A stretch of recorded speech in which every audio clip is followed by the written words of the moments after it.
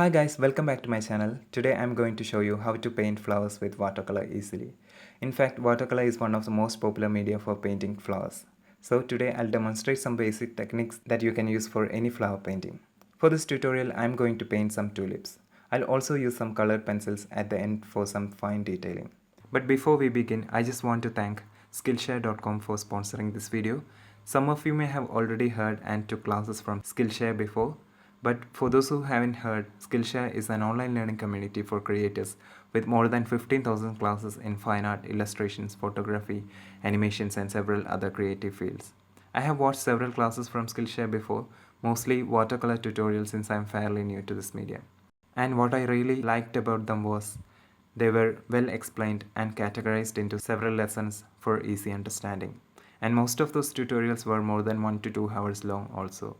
And you can try the class and submit your works and get feedback from teachers themselves. The premium membership usually costs around $10 a month for unlimited access to premium contents, but my viewers can get first 2 months of premium membership completely free of cost by following the link given in the description and using ArtFadil as the promo code. So don't waste this chance of getting access to all these premium classes, and I'm sure you will enjoy all the quality content on Skillshare. You may require a credit card for signing up, but you won't have to pay for signing up and you can cancel your subscription at any time. So let's get into this tutorial. Like I said before, I am fairly new to this medium, so mistakes can happen. And I want to thank Anna Victoria, Amaryllis Henderson, and Katie Rogers for providing excellent tutorials on Skillshare. Now that you have free access, you can watch their classes too. The links are given in the description.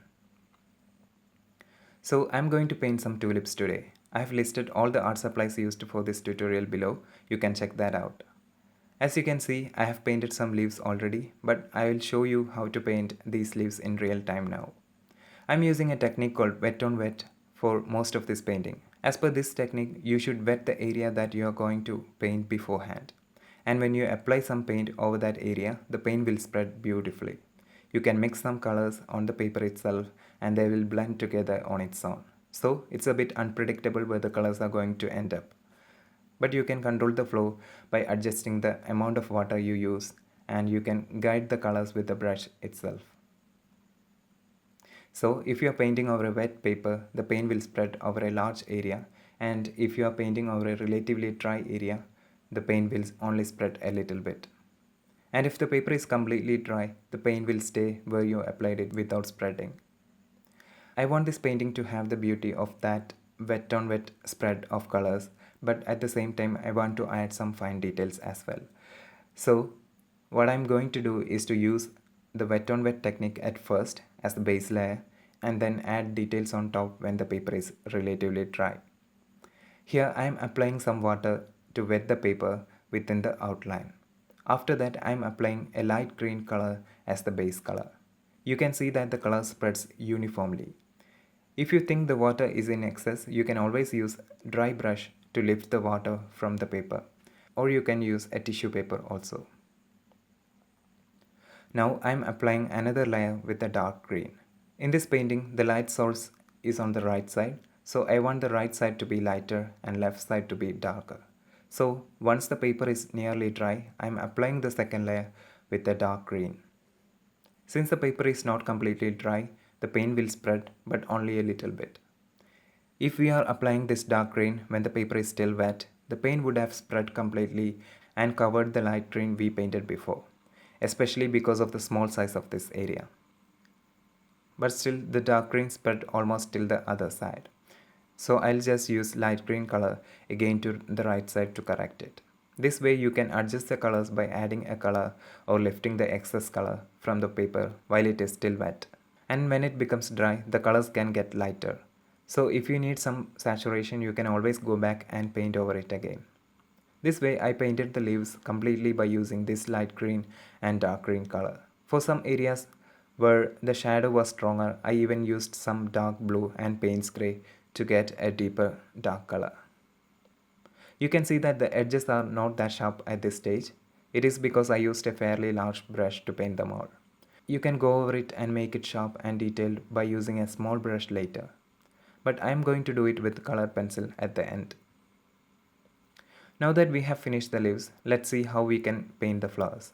I'm using the same technique we used before on the leaves. These tulips are yellow colored with a bright red border. I'm working on a single petal at a time, so I'll wet this petal first. After that, I'll put some yellow color as the base coat.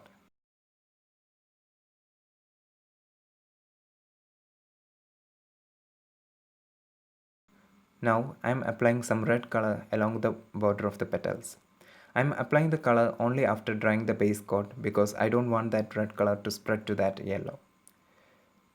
In some flowers you can use wet on wet and it will give you some beautiful results, but here I am trying to get a sharp demarcation between these two colors. Now that I have applied the red color, I can spread it with a wet brush to get a color gradation. This is unlike wet on wet. We have some control over the color when we are working on an already dry layer of color. To do this, just rinse the brush in clear water and dab it on a paper towel. Using this brush, spread the color for a short distance. Then clean the brush and dab it on the paper towel again and spread the color from where we previously stopped. This way you can get a beautiful gradation of color. When we are working on something realistic, you can use this technique of wet on dry. Now that you have seen the process of painting a petal, I'll speed through the rest. But notice that for some petals where I don't need a sharp demarcation between colors, I have used wet on wet technique as well. This is the advantage of watercolor. You can play with the colors as much as you want and still you will get a beautiful result at the end. This is especially true for subjects like this.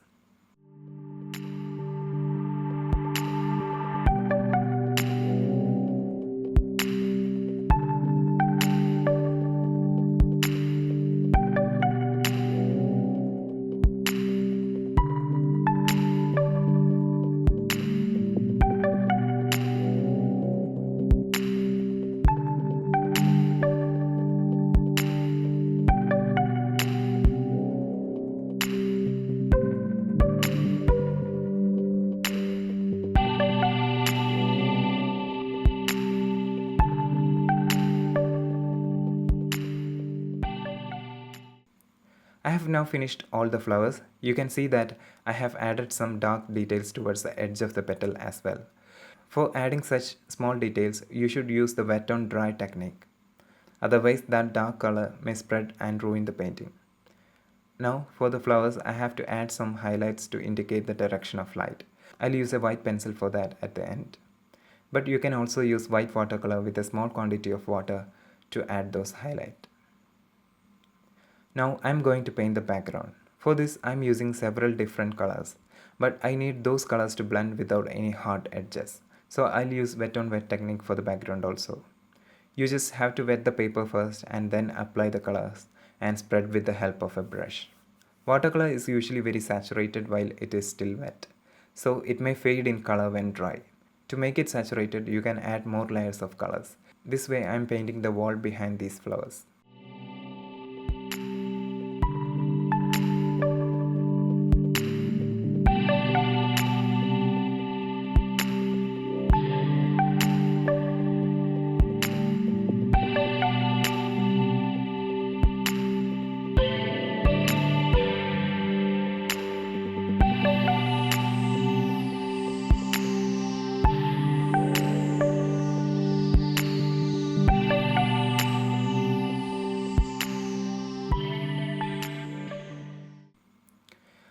Now I'm adding some shadows over the left side so that the flowers appear to be leaning towards the wall. Notice that I'm using several layers of color and water to blend that shadow to the background color smoothly.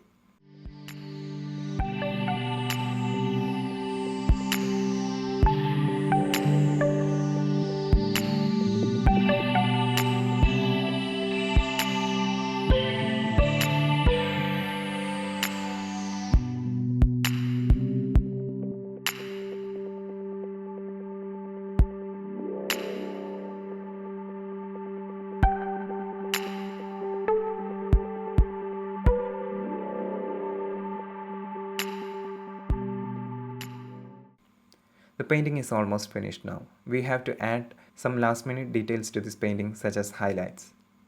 I'm using a white pencil to add those highlights. and a yellow and red pencil to intensify the color of the tulips. After that, I used some green pencils to clean the edges of the leaves.